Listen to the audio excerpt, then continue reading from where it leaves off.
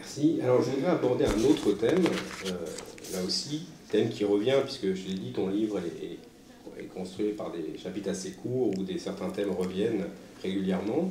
Et là, je vais vous lire un extrait qui m'a beaucoup plu et te poser une question après.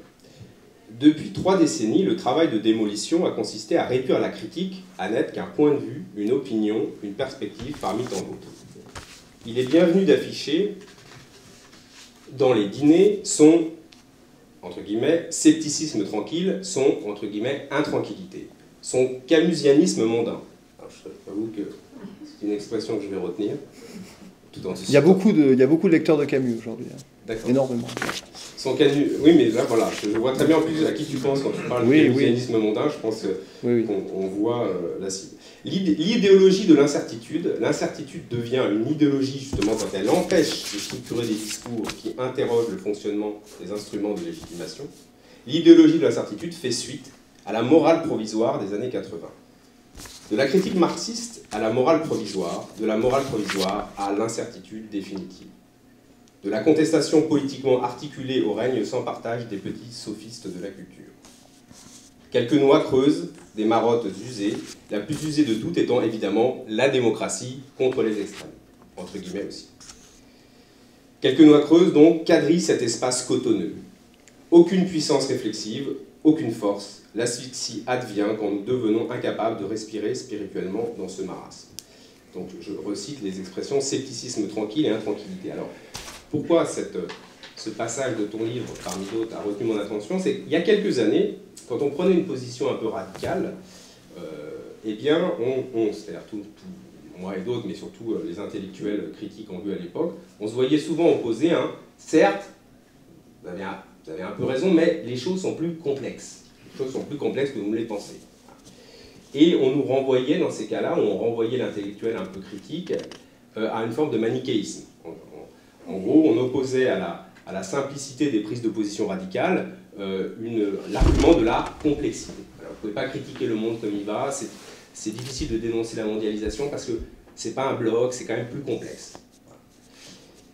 Et justement, aujourd'hui, tu mets en évidence, dans la suite de ça, tu repères et mets en évidence l'usage assez récent, qui, selon moi, justement, remplace le recours à l'idée de complexité, l'usage assez récent de l'incertitude, dans la bouche de certains, qui sont souvent des intellectuels, pour le dire vite, de formation social-démocrate, effrayés par la radicalité. Et ce terme semble donc, du coup, prendre la suite du mantra complexité. Alors, qu'est-ce que signifie cette substitution et quel lien entretient-elle avec la dépolitisation? Alors d'abord, je pense qu'il faudrait situer ce problème et ce que tu fais d'un point de vue, alors j'aime pas trop ce concept, mais là je vais l'utiliser, d'un concept générationnel, d'une position générationnelle. C'est-à-dire que si on regarde les publications aujourd'hui, il y a énormément de notre génération, Mathias, d'auteurs qui en effet nous parlent de leur scepticisme tranquille. Je citerai personne, mais bon, ils se reconnaîtront. De leur, voilà, on est là pour ça. Frédéric Schifter, par exemple, il nous parle du scepticisme tranquille. Dorian Astor, qui est d'ailleurs un très bon lecteur de Nietzsche, mais qui nous sort maintenant les choses sur l'incertitude, l'intranquillité, etc.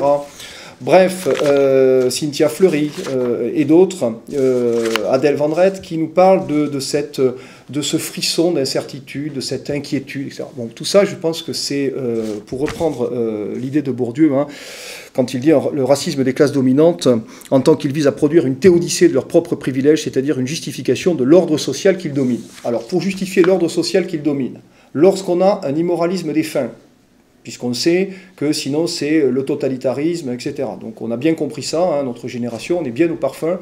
Si on commence à juger de façon axiologique, c'est-à-dire à penser les fins, bon, on est tout de suite suspect. C'est-à-dire, attention, vous allez faire le jeu de, etc. Donc, voilà, ça, on nous arrête tout de suite. Moi, je suis absolument pas d'accord avec ça. Il y a des certitudes sociales. Il y a des certitudes sociales. Et d'ailleurs, le mouvement récent des Gilets jaunes nous l'a montré. Il y a des certitudes sociales, il y a des inégalités sociales, il y a des exploitations économiques. Il y a un jeu du capital qui, aujourd'hui, qui atteint un niveau de puissance et de cynisme total. Donc, moi, j'ai des certitudes sociales. Alors, je dirais, c'est en fait, pour répondre très précisément à ta question, c'est l'inverse. Je pense que ces gens ont des certitudes mondaines et des incertitudes sociales.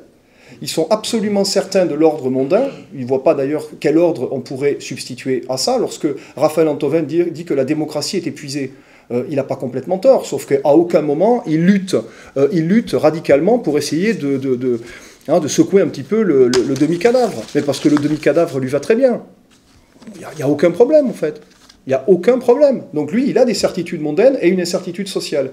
Voilà, moi j'ai des certitudes sociales, on est en train par exemple, les professeurs de philosophie, de se faire démolir tranquillement, ça c'est une certitude sociale, et il y a des incertains mondains qui nous font du sous-champ fort, parce qu'il faut quand même qu'ils se renseignent sur l'histoire des moralistes français, il y a quand même du niveau. La Rochefoucauld, c'est autre chose que ces petits jeux de bouche. Voilà. Donc c'est une stratégie. Et quand je dis stratégie de dépolitisation, je fais le lien avec Foucault, que cette génération d'ailleurs apprécie particulièrement, c'est qu'en fait, il ne faut surtout pas provoquer, il ne faut surtout pas qu'il y ait de brèche critique, il ne faut surtout pas qu'on mette en question la question qui derrière, qui est celle, par exemple, de l'exploitation. C'est-à-dire comment marche ce discours de recouvrement. Donc en fait, moi je le prends d'un point de vue stratégique. Moi ça ne m'intéresse pas, leur petite morale sur l'incertitude, l'intranquillité. J'ai des meilleurs auteurs, et je pense qu'on est nombreux dans la salle. Si on veut lire des moralistes, on sait où les trouver. Et d'ailleurs, des moralistes qui avaient une pensée sociale, d'ailleurs, qui avaient une pensée sociale aussi. Donc ça ne m'intéresse pas. Ce qui m'intéresse, c'est la question stratégique, au sens gramscien, c'est-à-dire quelle est la fonction idéologique de ce type de discours pour le maintien du statu quo social. Voilà, c'est tout. Et c'est comme ça que moi je les lis. Voilà. D'où la dépolitisation, et parce que c'est une stratégie. C'est une stratégie qui nous empêche de poser la question politique. Parce que si on pose la question politique, on est tout de suite rendu à, c'est ce que tu disais très bien, voilà, la violence, etc. Je ne sais pas si j'ai répondu. Oui, bien sûr, mais justement, je voulais compléter parce que tu évoques aussi parmi les autres, il y a une autre modalité du chantage à l'extrémisme, dans lequel on cherche à cantonner la pensée critique. Le chantage à l'extrémisme, c'est voilà, vous tenez une position radicale, mais la radicalité, c'est la radicalité des fins, tu l'as dit, aussi la radicalité des moyens, et c'est à terme des solutions totalitaires. Ça, c'est le chantage qui s'est mis en place dans les années 80 pour éviter justement, pour cantonner la pensée critique dans une sorte de niche. Bon, et dont les effets sont extrêmement puissants. Extrêmement puissants. C'est la conséquence, justement, c'est des gens de notre génération qui sont dans une sorte de scepticisme, d'intranquillité. Ils n'osent pas assumer des positions critiques parce qu'on leur a expliqué que ça conduisait tout droit au goulag. Voilà. On veut changer l'ordre social, c'est totalement la pensée d'un Raphaël Antoven. Changer l'ordre social, c'est le goulag à terre. C'est ça. Moi, je résume un peu. Oui, non, mais on peut y aller franchement. Ils ne se gênent pas, donc on va faire la même chose. C'est ça. Il préfère aller faire de la morale provisoire sur Europe 1. Oui, ce que faisait d'ailleurs Bernard-Henri Lévy, morale provisoire, c'est BHL. Oui, mais c'est la boutique. C'est la boutique, c'est la même ligne. Ouais. On se transmet le fonds de commerce. Alors, il y a aussi, parmi ces autres modalités donc, du chantage à l'extrémisme, la dénonciation de la haine. C'est-à-dire que voilà, on est malheureusement en plein dedans, mais il faut voir aussi ce qu'on peut gagner ou ce qu'on peut perdre, surtout à des législations anti-haine. Il y a eu la loi Avia sur la haine, etc. Et je voulais te relancer sur la question, parce que justement, à quel moment le peu de discours critique qui reste ne risque-t-il pas d'être censuré au nom de la haine dont il est porteur? On voit déjà que Twitter, par exemple, censure des propos d'un politique. C'est le président Trump, certes, mais c'est un homme politique, quand même, qui tient une parole publique. Et je voulais avoir ton avis, parce que tu en parles du recours à cette catégorie très floue, émotionnelle, sentimentale, qui est la haine. Oui, c'est ancien, cette idée.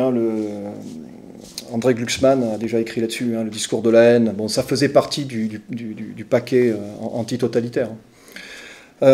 Bon, les foules haineuses, lorsque Emmanuel Macron décrivait les gilets jaunes, c'est très profond. Alors c'est très profond parce que ça touche d'abord, pour moi, une stratégie qui est très simple et qui est quasiment mécanique aujourd'hui. C'est, vous dites ça parce qu'au fond, vous êtes jaloux, parce qu'au fond, vous avez un problème, parce qu'au fond, vous n'êtes pas à notre place. Il faut mesurer la profondeur cynique de ces gens. J'ai oublié d'apporter le Olivier Babot, devenez stratège de votre vie. Bon, c'est pas un oubli, voilà, c'est pas un, mais il le dit, c'est-à-dire le cynisme, au fond, oui, on a tous un intérêt, et donc si vous faites ça, c'est que vous avez un intérêt, montrez-nous votre stratégie sous-jacente, etc. Donc il revisite d'ailleurs Nietzsche de façon absolument catastrophique, puisqu'ils font de la psychologie, non pas de la généalogie, des intentions, et une généalogie axiologique, c'est-à-dire on cherche l'origine des valeurs. Par contre, ils font de la petite psychologie, vous êtes jaloux, vous êtes ceci, vous êtes cela. Donc la haine, en fait, c'est de la psychologisation. Ce qui nous fait d'ailleurs sortir de la philosophie, hein, ça aussi. Hein, puisque si l'exigence philosophique, c'est rendre raison de son discours, c'est pas du tout psychologiser. Qu'est-ce que ça m'apporte? Et tant bien même, admettons que j'ai une colère. Est-ce que pour autant, ça transforme la valeur de mon discours? Absolument pas. Si le discours est fondé en raison, bon, ben d'accord, j'ai une colère, mais peut-être que j'ai raison d'avoir une colère. Peut-être que ma raison ne vient pas de rien, hein, et qu'elle est fondée. Donc ça, c'est une première stratégie. Et deuxième stratégie, c'est une stratégie qui consiste à dire, au fond, en privé, oui, vous n'avez peut-être pas complètement tort. Il y a peut-être des petites choses, etc. Mais publiquement, non, non, non, non, il ne faut surtout pas dire ça. Pourquoi? Parce qu'il y a un profond mépris du peuple. Oui, alors oui. Voilà, c'est peut-être la suite. Voilà, il y a un profond mépris du peuple, le vulgus, c'est-à-dire qu'on refuse. Oui, ça c'est en catimini entre nous, dans un petit dîner, on peut arriver à ces questions-là, mais on ne va surtout pas éventer ça, parce que vous vous rendez compte, si tout le monde savait ce qui se passe exactement, mais ce ne serait pas possible, ce serait la révolution, très chère, enfin. Vous voyez, voilà. Ben justement, transition avec un autre aspect que je voulais évoquer avec vous, c'est un aspect qui est à la fois cause et conséquence de ce phénomène de dépolitisation qu'on creuse là, depuis le début de nos échanges. C'est, tu en parles bien, l'occultation du peuple comme catégorie politique. Alors, c'est en ce moment, enfin depuis un certain temps, une catégorie qui est reléguée aux poubelles de l'histoire en raison de sa dangerosité. Hein. Le peuple, c'est celui, tu l'as dit, la foule haineuse, c'est-à-dire la masse séduite par la tyrannie, la masse incontrôlable, étranger justement à la complexité du monde. Et je pense, en le disant aux éditorialistes, au moment des Gilets jaunes, je me souviens très bien de Thomas Legrand, trahissant sa pensée sur un plateau de télé en disant mais ce qu'on lit, ce que disent les Gilets jaunes, mais c'est débile, hein. Il y a eu beaucoup de racisme social à ce moment-là. Ils sont étrangers, le peuple est étranger à la complexité du monde, bien comprise par les éditorialistes.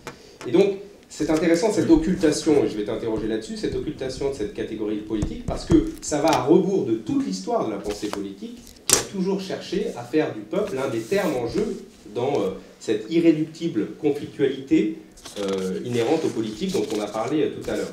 Quelle que soit d'ailleurs la forme avec lequel se présente le peuple dans l'histoire, c'est-à-dire ça peut être la plèbe, ça peut être les grands à l'époque de la Renaissance, les grands, les petits contre les grands, chez Machiavel, ça peut être les dominés, ou ça peut être le prolétariat dans la pensée marxiste, etc.